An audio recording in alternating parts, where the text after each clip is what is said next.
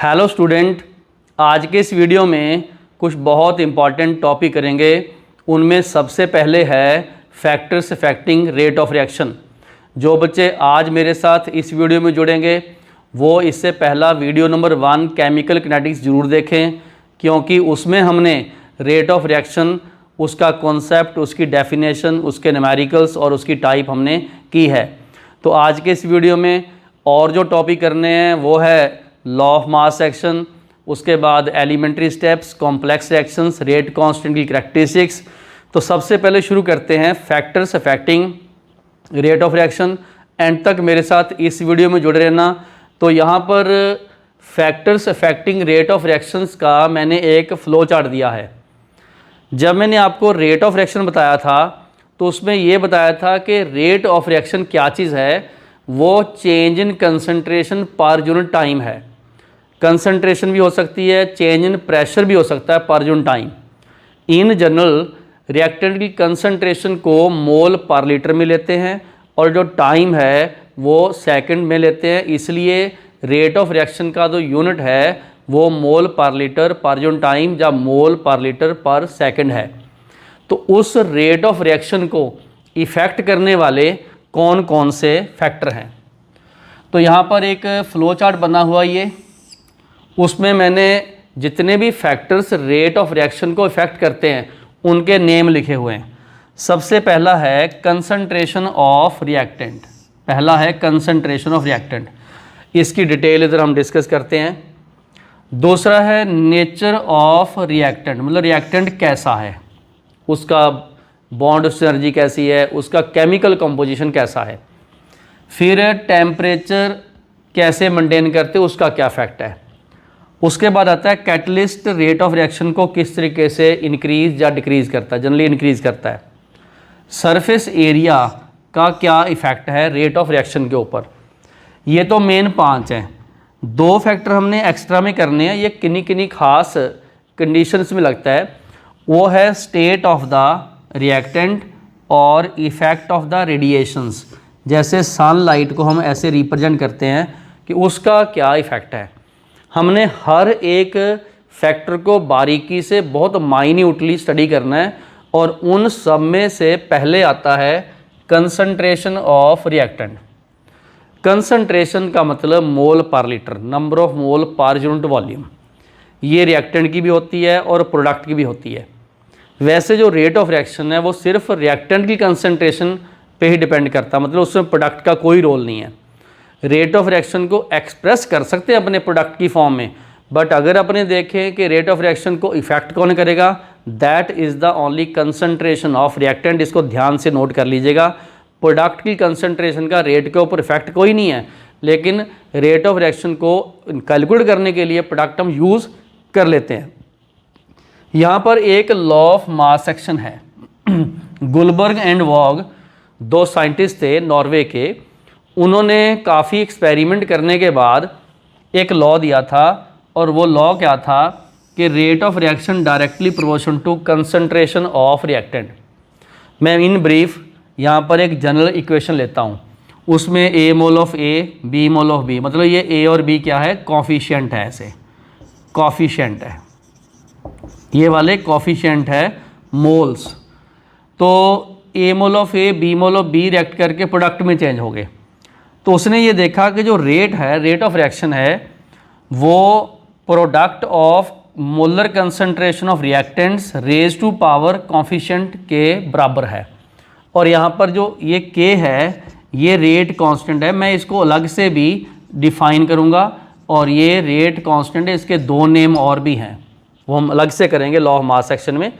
लेकिन अभी हमने सिर्फ कंसंट्रेशन ऑफ रिएक्टेंट का रेट ऑफ रिएक्शन के ऊपर इफेक्ट देखना है। तो आप एक चीज़ नोट कर लीजिएगा कि rate directly proportional to concentration of reactant. यहाँ पर ऐड कर लो ऑफ रिएक्टेंट, मतलब फिर से बता दूँ, प्रोडक्ट कभी भी नहीं हो सकता, सिर्फ रिएक्टेंट।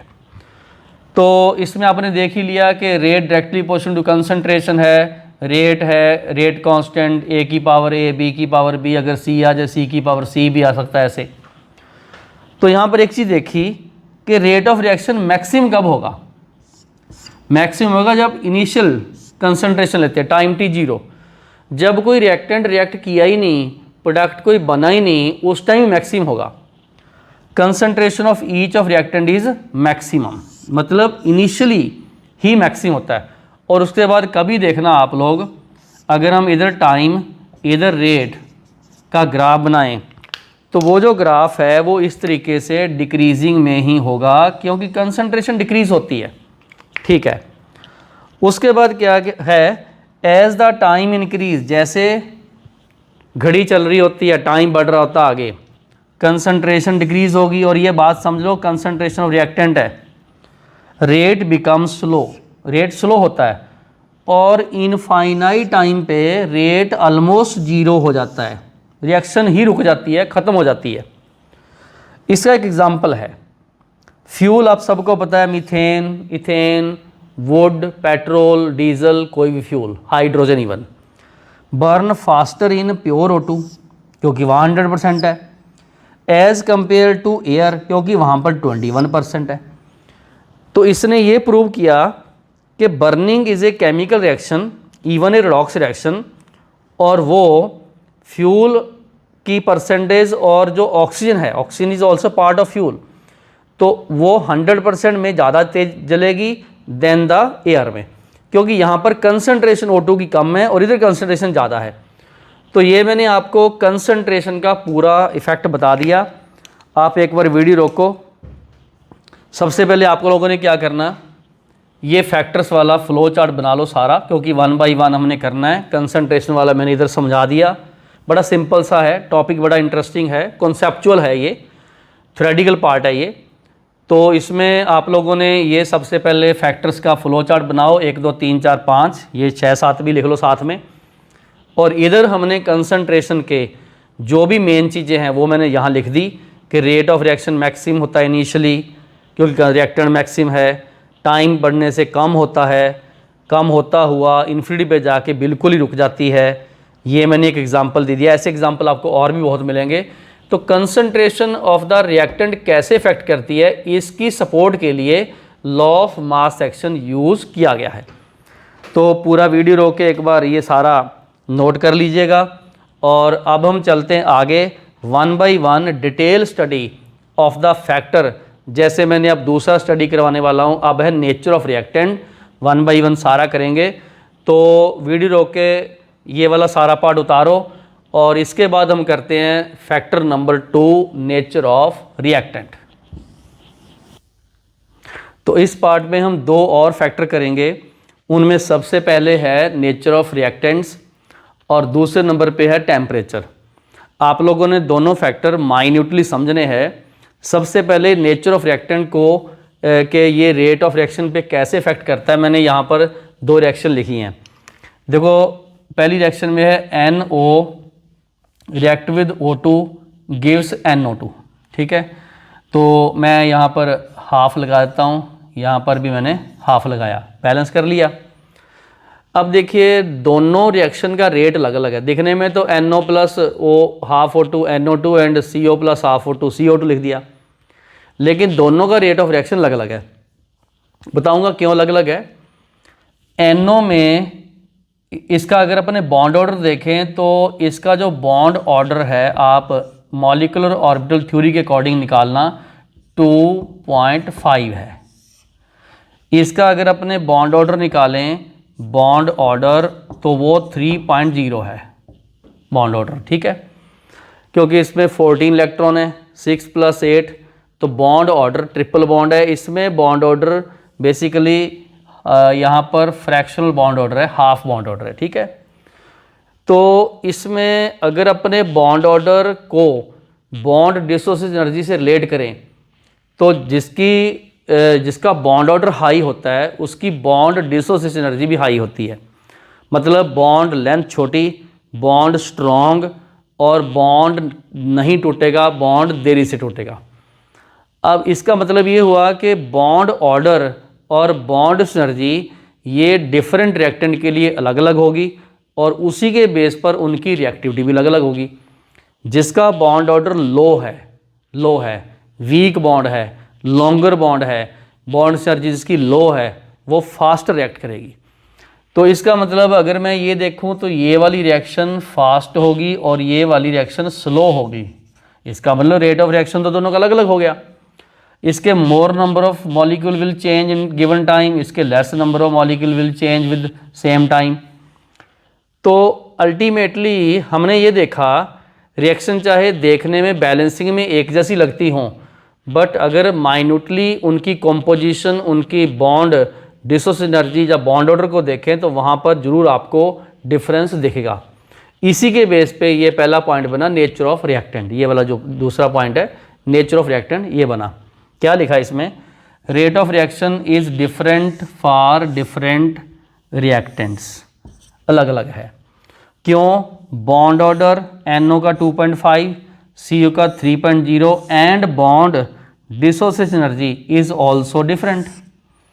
मतलब जैसे मैंने बॉन्ड ऑर्डर CO का ज़्यादा लिखा है तो बॉन्ड एनर्जी भी CO की ज़्यादा होगी, और ये बॉन्ड स्ट्रॉन्ग होगा और ये बॉन्ड जल्दी नहीं टूटेगा, इसको मोर एनर्जी चाहिए होगी, इसीलिए CO की रिएक्शन स्लो होगी।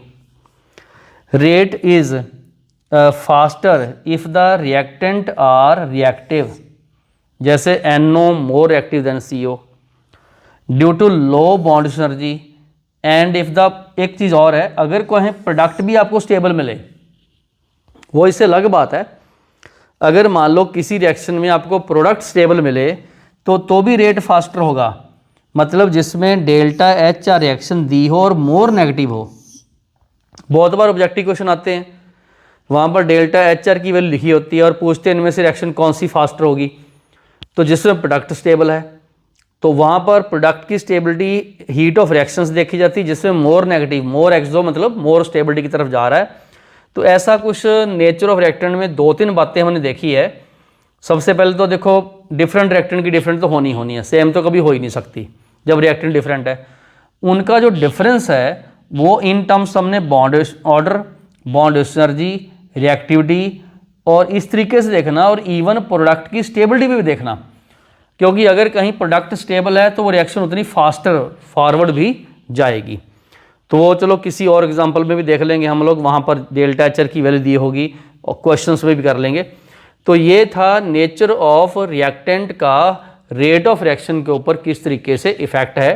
तो आप लोग इसको पूरा एनालिसिस कीजिए, जो जो पॉइंट लिखाए हैं उनको कंपैरिजन कीजिए। तो इतना ही था। अब बात आई कि टेम्परेचर कैसे इफेक्ट करता है रेट ऑफ रिएक्शन को। पहले हम टेम्परेचर की नेचर देखते हैं, वो क्या है। ऑन हीटिंग टेम्परेचर इंक्रीज, मतलब जब किसी चीज़ को हीट करोगे टेम्परेचर बढ़ेगा। अब टेम्परेचर बढ़ेगा तो फिर क्या होगा, काइनेटिक एनर्जी बढ़ेगी, किसकी, रिएक्टेंट्स की। अब kinetic energy average directly proportional to T है। अब स्टेट्स ऑफ मैटर में देखना, वहाँ पर काइनेटिक गैस इक्वेशन के बाद हम इस तरीके से average kinetic energy is equal to 3/2 KB Boltzmann constant T, इस तरीके से फॉर्मूला करते हैं +1 के स्टेट्स ऑफ मैटर में। तो इसमें यह देखा कि जो एवरेज काइनेटिक एनर्जी है वो टेम्परेचर पे डिपेंड करती है। मतलब बड़ी सिंपल सी बात, रिएक्टेंट तेज चलने शुरू हो जाएंगे। अब तेज चलेंगे तो फिर वो एक दूसरे से टकराएंगे भी ज़्यादा।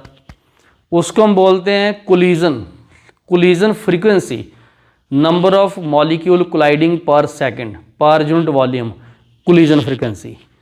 तो उससे क्या होता है, मॉलिक्यूल जैसे ज़्यादा एक दूसरे से टक्कर मारेंगे उनकी रिएक्टिविटी भी बढ़ेगी। लेकिन यहाँ पर एक ग्राफिकली और बात बताता हूँ, बहुत इंटरेस्टिंग है। वो क्या है, मैंने इधर एक्स एक्सिस में रिएक्शन की प्रोग्रेस लिखी हुई है। मतलब एक मेरे पास रिएक्टेंट है, उसने प्रोडक्ट में चेंज होना, और जो वाई एक्सिस है वहाँ पर एनर्जी का कॉन्सेप्ट है, काइनेटिक एनर्जी का। उसमें ये देखा गया कि किसी भी टेम्परेचर पे यहाँ R इसकी एवरेज एनर्जी है, ये वाली एवरेज काइनेटिक एनर्जी, वो मैंने T1 दे दिया, वो लो है। तो कभी भी रिएक्टेंट डायरेक्टली प्रोडक्ट में चेंज नहीं होता, पहले उसको एक मिनिमम एनर्जी बैरियर, ये थ्रेशोल्ड एनर्जी है इसको बोलते, या लिख भी देता हूँ थ्रेशोल्ड। थ्रेशोल्ड का मतलब कम से कम एनर्जी उसने एक्वायर करनी है, थ्रेशोल्ड एनर्जी। लेटर ऑन अलग से भी न्यूमेरिकल सेक्शन एक आएगा, उसमें भी हम करेंगे, अभी तो जस्ट कॉन्सेप्चुअल पार्ट है। तो एक रिएक्टेंट डायरेक्ट प्रोडक्ट में चेंज नहीं होता, पहले उसको एक थ्रेशोल्ड एनर्जी बैरियर क्रॉस करना होता है, और इसकी एवरेज और थ्रेशोल्ड के बीच के गैप को बोलते हैं energy of activation. Energy of activation, ये वाली एनर्जी ऑफ एक्टिवेशन होती है, मतलब थ्रेशोल्ड और एवरेज के बीच का गैप है एनर्जी ऑफ एक्टिवेशन। ये एफ लगाया मैंने फॉरवर्ड के लिए, ऐसे ऐसे फॉरवर्ड जा रहा हूँ, उल्टा चलूँगा बैकवर्ड जाऊँगा। अभी मैं फॉरवर्ड की बात करता हूँ, तो फॉरवर्ड की बात करता हूँ। अच्छा, यहाँ तक आपको समझ में आ गया। ये एवरेज काइनेटिक एनर्जी T1 पे है, ये थ्रेशोल्ड पे है जो मैंने ग्रीन कर्व से शो किया हुआ है, प्रोडक्ट P है। तो ये जो R है और P है, इसमें मैंने जो गैप लिखा वो डेल्टा H है, ऐसे ये डेल्टा H है, ये वाला डेल्टा H है। ठीक है, बात मेरे ख्याल समझ गए होंगे, ये डेल्टा H है। अब हमने क्या किया, टेम्परेचर T1 से T2 हाई कर दिया। T2 तो हायर है, यहाँ लिखा T2 हायर देन T1। उससे क्या होगा, जो एवरेज काइनेटिक एनर्जी है वो देखो बढ़ गई। बढ़ने से क्या हुआ, अब वो थ्रेशोल्ड के क्लोजर हो गया। देखो पहले इतना गैप था यहाँ तक, अब ये ऊपर चला गया, और इवन जो एनर्जी ऑफ एक्टिवेशन वाला जो गैप था वो भी इसमें कम हो गया। मतलब अब जो एवरेज ही ऊपर चलेगी तो उसमें क्या है कि ये वाला गैप जो था एनर्जी ऑफ एक्टिवेशन का, वो टेम्परेचर ने कवर कर दिया। बात मेरे ख्याल से काफ़ी समझ में आ चुकी है आपको। और जब उसकी एवरेज काइनेटिक एनर्जी बढ़ाओगे तो उससे मोर number of molecule will cross the energy barrier, और प्रोडक्ट में ज़्यादा मॉलिक्यूल चेंज होंगे, और ये है टेम्परेचर बढ़ाने का इफ़ेक्ट। तो मेरे ख्याल से आपको एक बात क्लियर होगी कि जब हम टेम्परेचर बढ़ाते हैं T1 से T2 तक, तो एवरेज काइनेटिक एनर्जी बढ़ने से वो थ्रेशोल्ड के पास में चला जाता है। थ्रेशोल्ड नीचे नहीं आता, थ्रेशोल्ड वहीं रहता है, वो तो एक फिक्स क्वांटिटी है, और more molecule will cross the energy barrier और रिएक्शन हो जाएगी फास्टर। तो आप लोग ये जो थ्योरी पार्ट है मैं आपको एक ये पढ़ा दूँ। इसमें क्या लिखा हुआ है कि when the temperature is increased, जैसे T2 T1 से ज़्यादा, then more number of the reactant molecules will cross the threshold energy barrier, due to which reaction become faster. ये ठीक हो गया। और जब हमने टेम्परेचर हाई किया तब एक बात और है, कोलिजन फ्रीक्वेंसी भी बढ़ती है। ये लेटर ऑन हम डिटेल में जाएंगे। मतलब मॉलिक्यूल की आपस में टक्कर मारने की टेंडेंसी, नंबर ऑफ कोलिजन पर सेकंड पर यूनिट वॉल्यूम बढ़ेगी। बस अल्टीमेटली ये देख लो, टेम्परेचर बढ़ाने से रेट ऑफ रिएक्शन बढ़ता है। मतलब हीट करोगे तो रेट बढ़ना ही बढ़ना, चाहे वो कोलिजन बढ़े, चाहे वो more molecule will cross the energy barrier. तो ऐसा कुछ हमने ये देखा है कि अल्टीमेटली टेम्परेचर बढ़ाओगे रेट बढ़ेगा, और इधर जो नेचर ऑफ रिएक्टेंट में है ये बॉन्ड एनर्जी, बॉन्ड ऑर्डर, इसके इफेक्ट देखे हैं। तो हमने अभी इस सेक्शन में दो फैक्टर स्टडी किए, नेचर ऑफ रिएक्टेंट और टेम्परेचर। आप एक बार वीडियो रोको और मैं फिर से इन ब्रीफ आपको दोनों पॉइंट फिर समझा देता हूँ। पहला पॉइंट नेचर ऑफ रिएक्टेंट का है कि दो रिएक्टेंट लिए, उन सब का रेट ऑफ रिएक्शन कभी सेम नहीं हो सकता क्योंकि उनकी नेचर अलग है।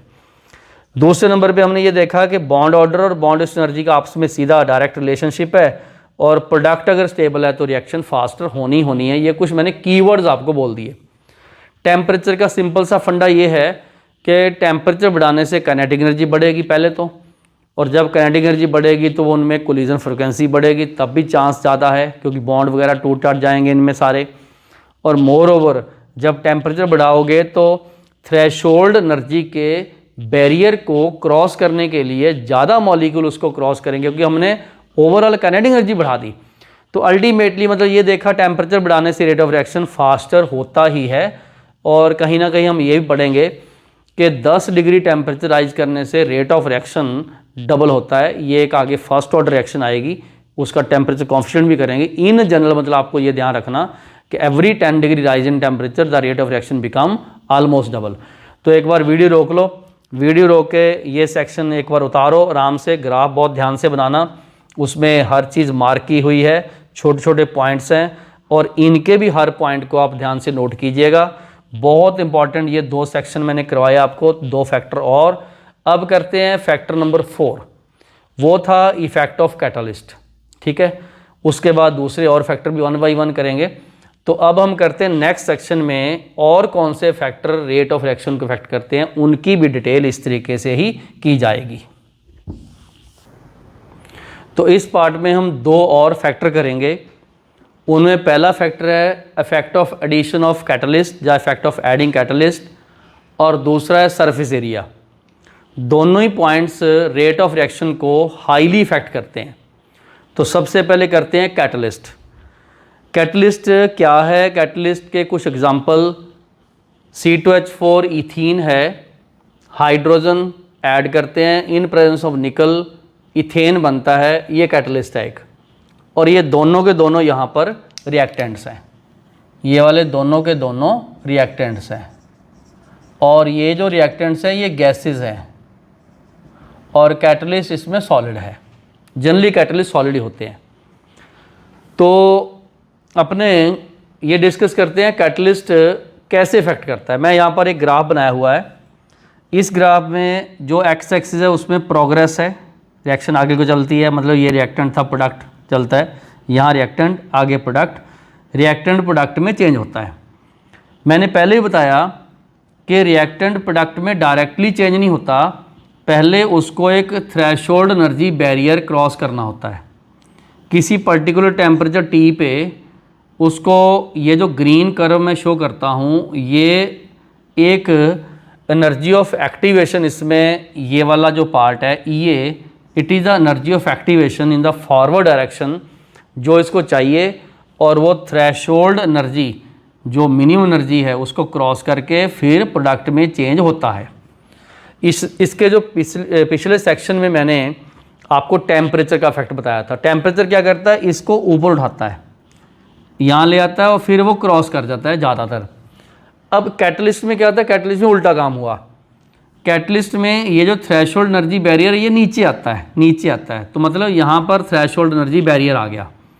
ये जो थ्रेशोल्ड एनर्जी बैरियर है ETC बन गया। अब तो थ्रेशोल्ड एनर्जी बैरियर नीचे आ गया और उससे एनर्जी ऑफ एक्टिवेशन भी कम होगी। मतलब ये energy of activation in presence of catalyst है, जो रेड कलर का मैंने शो किया हुआ, इसका थ्रेशोल्ड ही नीचे आ जाता है, और उसमें टेम्परेचर में ये ऊपर जाता था, वो वहीं रहता था।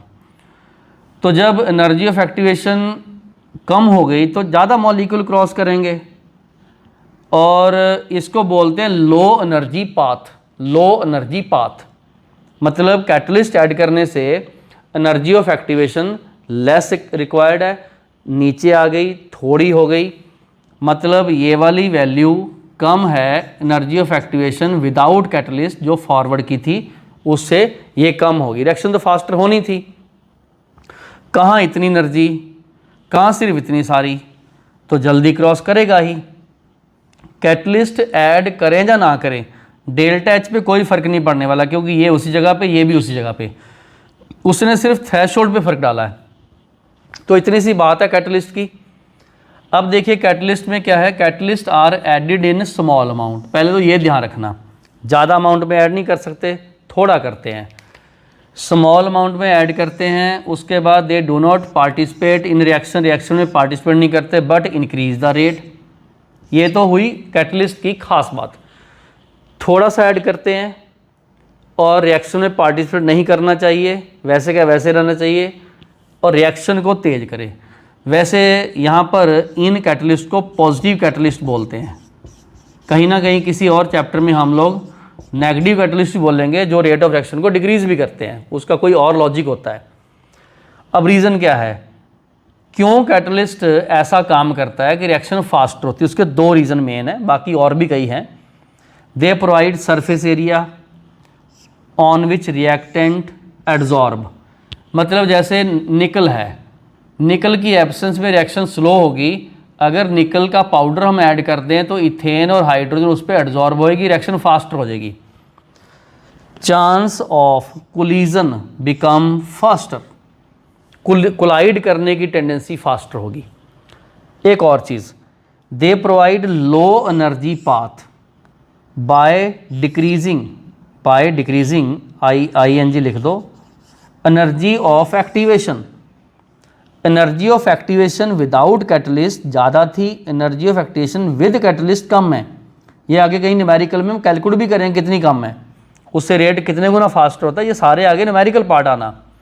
अभी तो जस्ट आप कॉन्सेप्चुअली स्ट्रॉन्ग हो जाओ कि energy of activation in presence of catalyst is less than the energy of activation without catalyst. तो ये आप इसकी हाइट देख लो, ये वाली ग्रीन कलर वाली जो लाइन है उसकी हाइट ज़्यादा है, इसकी रेड वाली कम है, तो क्योंकि कैटलिस्ट ऐड कर दिया हमने।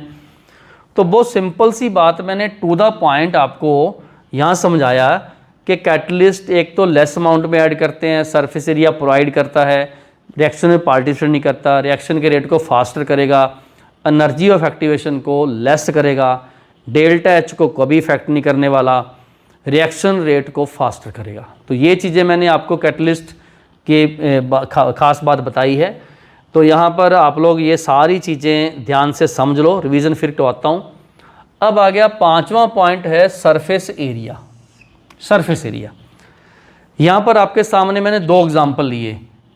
मान लो ये वाला जो सारा रिएक्टेंट है ये 10 ग्राम है और 10 ग्राम ही ये है। तो पहली बात तो समझ लेना, सरफेस एरिया जब हमने देखना है तो मास सेम रखना है। अभी मैंने किसी रिएक्टेंट के या कोई भी सब्सटेंस के 3 बड़े बड़े टुकड़े ले लिए, जैसे लकड़ी के बड़े टुकड़े ले लिए, कोल के टुकड़े ले लिए, शुगर को डिज़ोल्व करना उसके बड़े बड़े पीसेस ले लिए। तो जब मैंने 3 बड़े पीसेस लिए उसका तो लेस सरफेस एरिया। क्यों?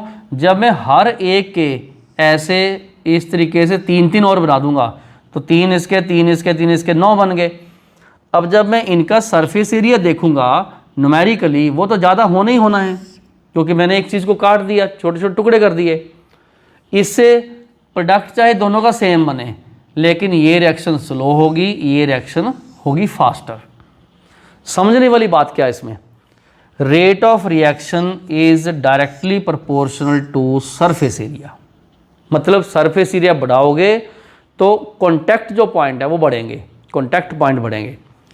फाइनली डिवाइडेड, बारीक टुकड़े रिएक्टेंट्स के, ठीक है, जैसे पाउडर फॉर्म है, या कोल डस्ट है, या वुडन चिप्स है, लकड़ी के बड़े बड़े पीसेस की बजाय छोटे छोटे टुकड़े उसके, react faster than the large pieces. ठीक है, तो यहाँ पर मैंने एक एग्जांपल दिया। यहाँ मैंने क्यूब बनाया हुआ, क्यूब, उस क्यूब की हर साइड 2 सेंटीमीटर है, हर एक साइड 2 सेंटीमीटर है। क्यूब में सारी साइड बराबर होती हैं। तो अगर मैं इसका सरफेस एरिया एक साइड का, एक फेस का निकालूं तो ये आ जाएगा 4 सेंटीमीटर स्क्वायर। और इसके 6 फेसेस हैं, 6 फेसेस हैं, ठीक है। ये रहा, इधर है, ऊपर नीचे आगे पीछे। तो अगर मैंने 6 देखा तो इसका 24 सेंटीमीटर स्क्वायर सरफेस एरिया इसका आ गया। अब मैंने इस क्यूब के 8 क्यूब बना दिए, 8 क्यूब। यहाँ 8 क्यूब लिखा है क्योंकि मैं ऐसे काटूंगा तो 8 बन जाएंगे, 4 ऊपर 4 नीचे, ऐसे कट मारूंगा तो वो जो क्यूब है उन्हें 1 सेंटीमीटर बनाया। जब मैंने 1 सेंटीमीटर साइड वाला 8 क्यूब बनाए तो इसका जो सरफेस एरिया है वो 1 सेंटीमीटर स्क्वायर आ गया, क्योंकि 1 और 1 सेंटीमीटर स्क्वायर आ गया। अब देखिए एक क्यूब का सरफेस एरिया आ गया 6 सेंटीमीटर स्क्वायर और सबका आ गया कितना, यहाँ लिख दूंगा मैं 8 × 6 48 सेंटीमीटर स्क्वायर। आपने देखा 24 का 48 हो गया, डबल हो गया। देखो तो अल्टीमेटली मतलब इसमें ये तो मैंने एक प्रूफ दे दिया आपको कि अगर हम किसी सेम मास की बॉडी को आगे डिवाइड करते हैं तो उसका सरफेस एरिया बढ़ता है। तो ultimately surface area is also very important in deciding the rate of reaction. तो अभी मैंने आपको ये 2 फैक्टर्स इस सेक्शन में समझाए हैं। इफेक्ट ऑफ एडिंग कैटलिस्ट, बड़ी सिंपल बात, कैटलिस्ट से रेट ऑफ रिएक्शन फास्टर होगा, बस 2 काम करेगा, provide surface area and low energy path. वैसे कई जगह पे जैसे हम डी एंड एफ में पढ़ेंगे कैटलिस्ट का रोल, वहाँ पर ऐसे आएगा ये इंटरमीडिएट भी बनाते हैं, ये कॉम्प्लेक्स भी बनाते हैं, इस तरीके से कई और, वो तो डी ब्लॉक एलिमेंट के कैटलिस्ट की खास बात आएगी। बट यहाँ पर आपने इस चैप्टर में सिर्फ आपको मेन पॉइंट यही समझने हैं कि कैटलिस्ट लो एनर्जी पाथ प्रोवाइड करता है और एनर्जी ऑफ एक्टिवेशन को इतने बड़े सेक्शन से यहाँ ले आता है, कम करके फास्टर करता है। इसका तो ये हेडिंग था मेन। सरफेस एरिया फंडा ये है कि अगर आप किसी भी सेम मास के रिएक्टेंट की बॉडी को या उसके मॉलिक्यूल्स को या जैसे भी आपको जिस तरीके फॉर्म में मिलता है, कंपाउंड सॉलिड में मिलता है, तो आप उसको कट सेक्शन करके पाउडर फॉर्म में बनाओ तो सरफेस एरिया उसका बढ़ेगा।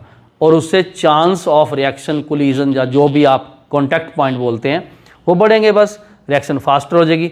लो जी, ये हमने दो जो फैक्टर्स थे वो हमने किए हैं, दोनों ही बहुत इंपॉर्टेंट है। वीडियो रोक के एक एक चीज़ इसकी उतारो, एक एक पॉइंट इसका हाईलाइट करो, नोट करो। जो पॉइंट मैंने बार बार रिवाइज करवाए आपको इस सेक्शन में, वो पॉइंट आपने ज़रूर हाईलाइट करने हैं और याद भी करने साथ साथ, क्योंकि कॉन्सेप्चुअली हमने बहुत स्ट्रांग होना हमारे सब्जेक्ट केमिस्ट्री में। न्यूमेरिकल तो अगले पार्ट में आने किसी और सेक्शन में आ जाएंगे, ये सारी चीज़ें हमने कैलकुलेट करनी है, लेकिन आपको कॉन्सेप्चुअली स्ट्रांग होना बहुत ज़रूरी है। लो जी, ये थे 4 और 5 पॉइंट। अब हम करते हैं आगे नेक्स्ट कुछ और पॉइंट्स जो रेट ऑफ रिएक्शन को इफ़ेक्ट करते हैं। इसके नेक्स्ट सेक्शन में वीडियो रोक के ये वाला पार्ट उतारो, चलते हैं नेक्स्ट सेक्शन में।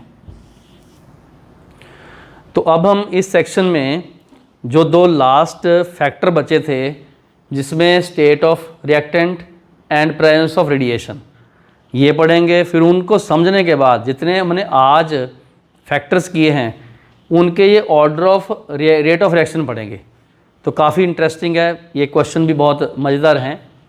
सबसे पहले मैं ये बता दूं कि जो स्टेट ऑफ रिएक्टेंट है उसका क्या लॉजिक है।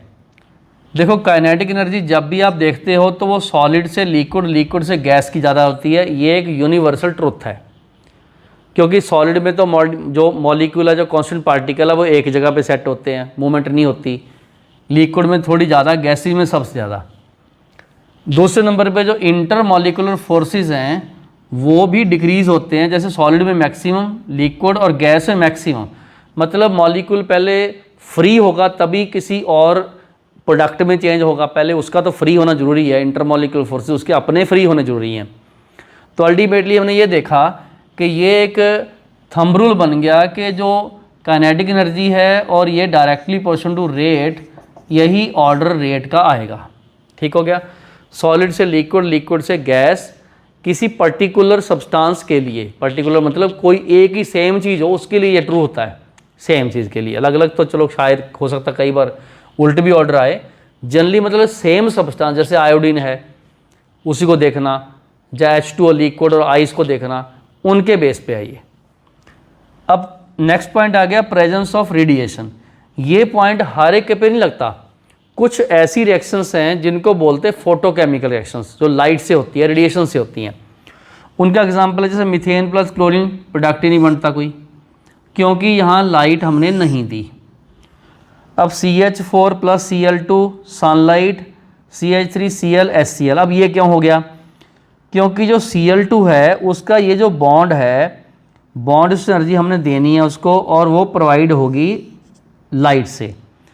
लाइट की एनर्जी जो E=H/nu वो इतनी या उससे ज़्यादा होनी चाहिए ताकि वो बॉन्ड से एनर्जी को कवर कर पाए। तो रूटीन में ये बॉन्ड से एनर्जी हमें नहीं मिलती, सनलाइट प्रोवाइड करती है, बॉन्ड टूटता है, पहले ये फ्री रेडिकल बनते हैं और उसके आगे रिएक्शन कंटिन्यू करती है। मतलब ये हुआ कि presence of radiation also increase the rate of reaction. अगर सनलाइट जो है उसकी एनर्जी बॉन्ड एनर्जी से एक्सीड कर जाए, तो इससे भी हम कोई पर्टिकुलर कलर देखते हैं कि रेड, ब्लू या जो भी कलर इसके अकॉर्डिंगली, तो लाइट का कलर वेवलेंथ से एनर्जी लिंक होती है। तो यहाँ पर आपको 2 चीज़ें मैंने बताई। पहली, काइनेटिक एनर्जी स्टेट पे डिपेंड करती है, गैसेज की सबसे ज़्यादा होती है, कोलिजन भी उनका ही फास्टर होगा। रिएक्शन जो है किसी पर्टिकुलर सब्सटेंस के लिए गैसेज की रेट ऑफ रिएक्शन की टेंडेंसी ज़्यादा होगी। और दूसरे नंबर पे हर एक रिएक्शन पे नहीं लगती, कुछ खास रिएक्शंस ही हैं जिनमें सनलाइट की ज़रूरत पड़ती है। फोटोसिंथेसिस भी उसका एग्जाम्पल है, ये हैलोजिनेशन ऑफ अल्केन इसका एग्जाम्पल है, ऐसे कुछ और भी एग्जाम्पल आते हैं। तो ये लाइट से भी इफ़ेक्ट होता है, प्रोवाइडेड जब ये सनलाइट की एनर्जी, फोटोन की एनर्जी बॉन्ड एनर्जी से हाई हो जाए तब।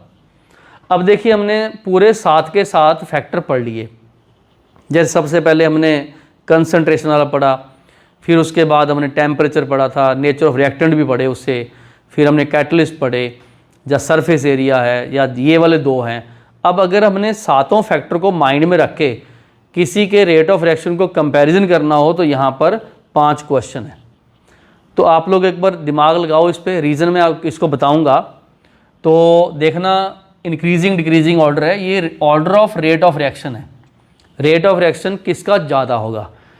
देखिए अगर मैं I2 सॉलिड और I2 गैस देखूँ तो इस तरीके से ज़्यादा होगा, और उसका रीज़न क्या है, जो काइनेटिक एनर्जी है वो सॉलिड से गैस की ज़्यादा, ये रीज़न बन गया इसका। देखो तो स्टेट डिपेंडेंट फैक्टर है ये।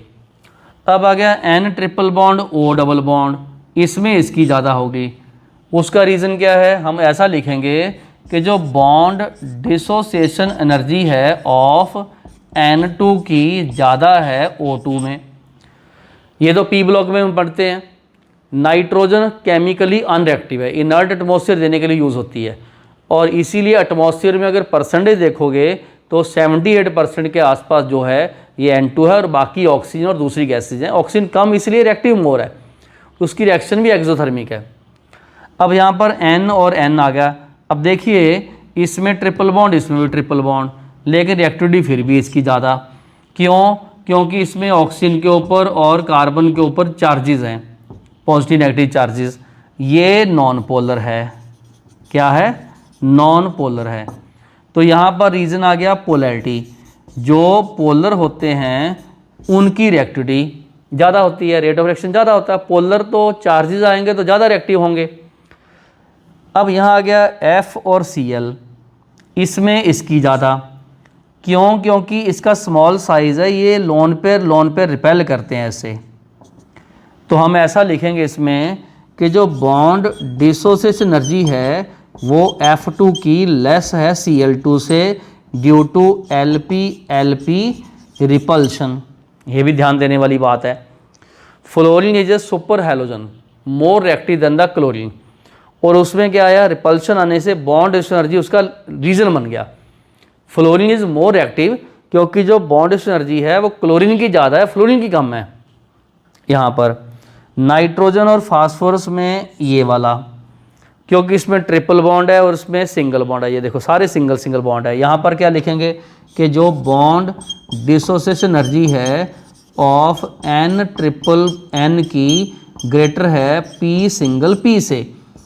तो जो बॉन्ड जल्दी नहीं टूटेगा वो थोड़ी रिएक्ट करेगा। अब फास्फोरस तो वैसे भी एंगल स्ट्रेन है इसमें बहुत, ये सब हम इनऑर्गेनिक केमिस्ट्री में पढ़ेंगे।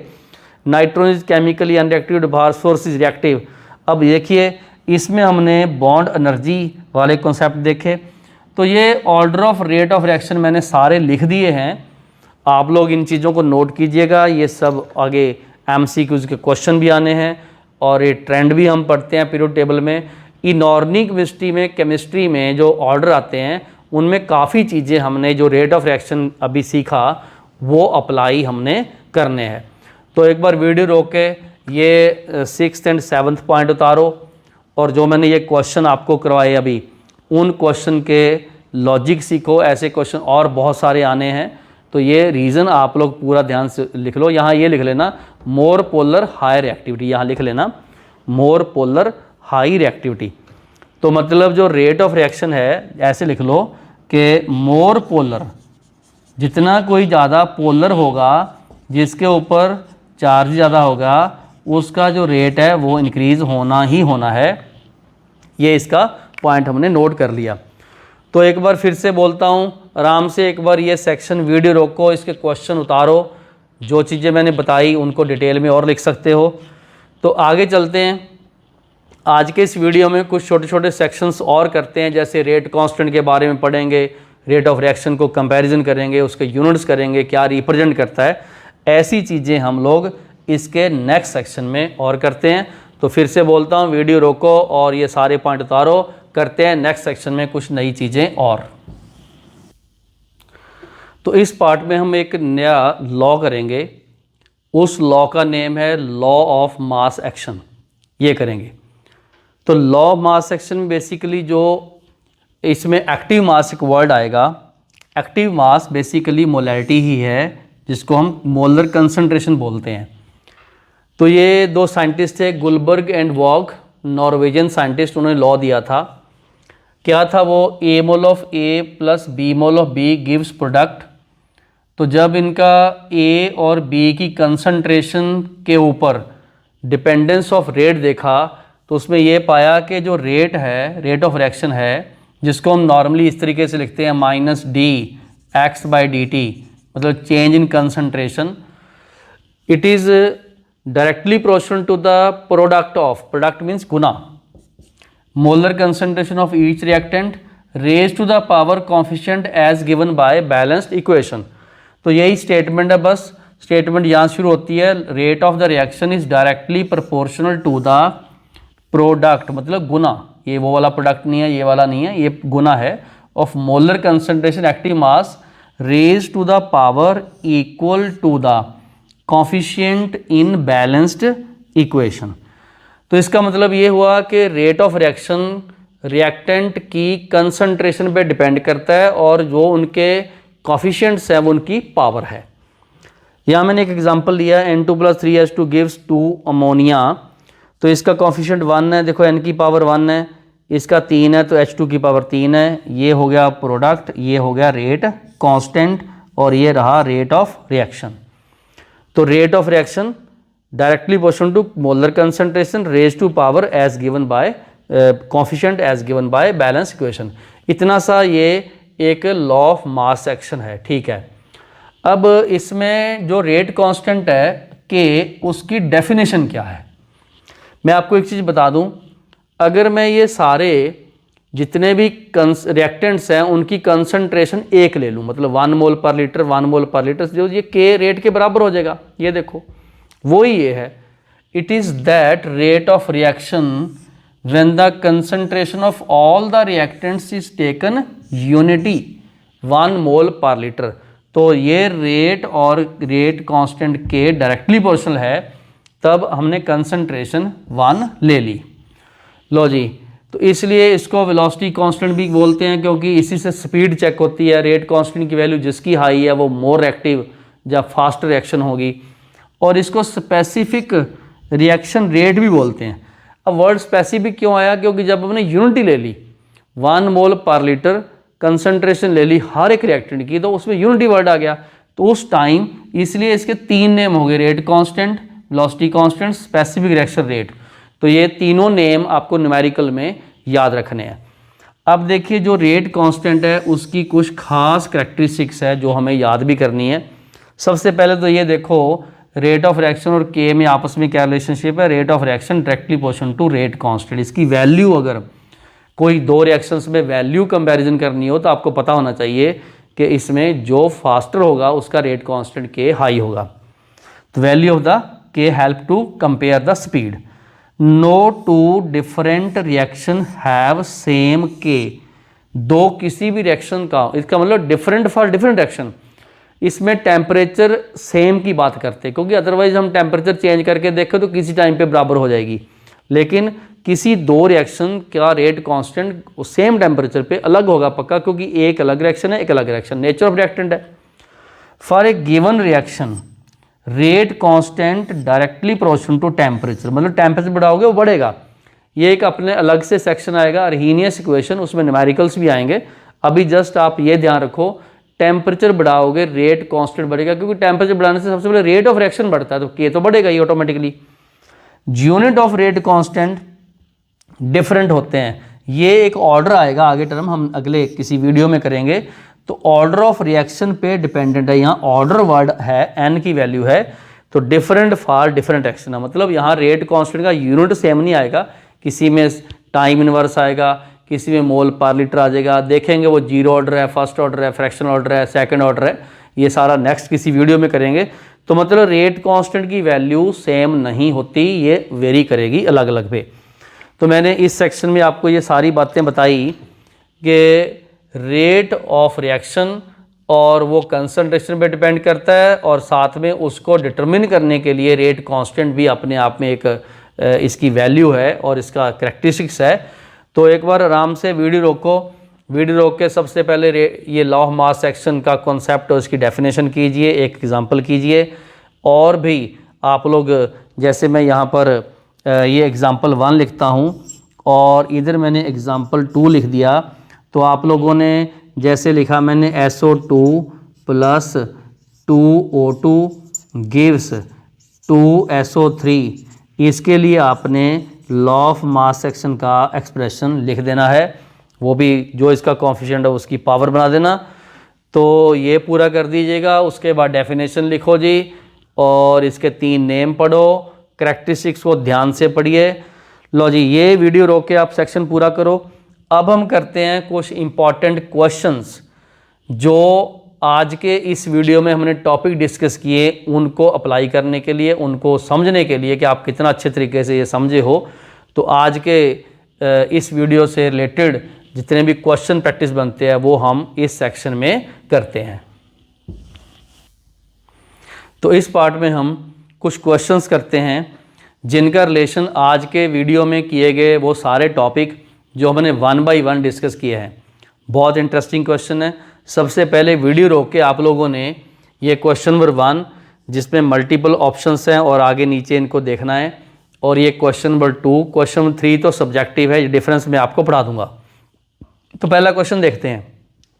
फर्स्ट क्वेश्चन ये है, consider reaction 1 A2 + 2B2 2AB2 K इसका दिया हुआ है, X2 + 3/2 Y2 X2 Y3 K इसका दिया हुआ, मतलब हमने रेट कांस्टेंट की वैल्यू दी हुई है। एक ध्यान रखो, इन दोनों में अगर मैं देखूं तो ये वाली वैल्यू जो है ये हाई है और ये वाली जो वैल्यू है ये लो है। इनके बेस पे हमने सारा कुछ एनालिसिस करना है। Which of these statement is true, इनमें से कौन सी स्टेटमेंट ट्रू है। 1 बाय 1 देखते हैं। देखो, AB2 is less stable then X2 Y3। AB2 is less stable then X2 Y3, ठीक है। इसका मतलब AB2 तो देखो प्रोडक्ट है, X2 Y3 भी प्रोडक्ट है। इसमें एक चीज़ क्लियर है कि ये वाली रिएक्शन फास्ट है, बस इसका ये ध्यान दे दो, ये वाली रिएक्शन स्लो है। अब एक मैंने इसमें जनरलाइज कर देता हूँ। फास्ट रिएक्शन वो होंगी जिसके रिएक्टेंट मोर रिएक्टिव होंगे और प्रोडक्ट स्टेबल होंगे। स्लो रिएक्शन वो होगी जिसके रिएक्टेंट स्टेबल होंगे और प्रोडक्ट लेस स्टेबल होंगे। ऐसा भी कुछ हो सकता है। तो इसका मतलब जो मैंने फर्स्ट पॉइंट लिखा AB2 इज लेस स्टेबल, ये तो फॉल्स हो गया, दिस इज फॉल्स, ऐसे लिख लो, फॉल्स है। First is faster than second, वो तो हमने क्लियर ही कर दिया कि जब रेट कांस्टेंट हाई है तो पहली रिएक्शन फास्टर, ये तो ट्रू हो गया, this is true. Bond dissociation energy of A2 एक रिएक्टेंट है, can be lower than X2, बिल्कुल लो होएगी तभी तो फास्टर है, ये वाला ट्रू हो सकता है, कैन बी लिखा हुआ है, it is one of the possibility, क्योंकि इनकी बॉन्ड एनर्जी लो होगी तभी ये फास्टर है और वो स्टेबल है तभी वो फास्टर है। Reactants in second are more reactive than first, ये तो फॉल्स लगती है क्योंकि ये वाले रिएक्टेंट जो है वो मोर एक्टिव है और प्रोडक्ट स्टेबल है, ये वाला मैंने लिख दिया फॉल्स। तो ट्रू बताओ कौन से बने। ट्रू इसमें सेकंड एंड थर्ड बना, ऑप्शन तो है देखो बी, सेकंड थर्ड इसमें ट्रू है, फर्स्ट एंड फोर्थ इसमें फॉल्स है, बस ये फॉल्स ये ट्रू, ये तो बनते ही नहीं।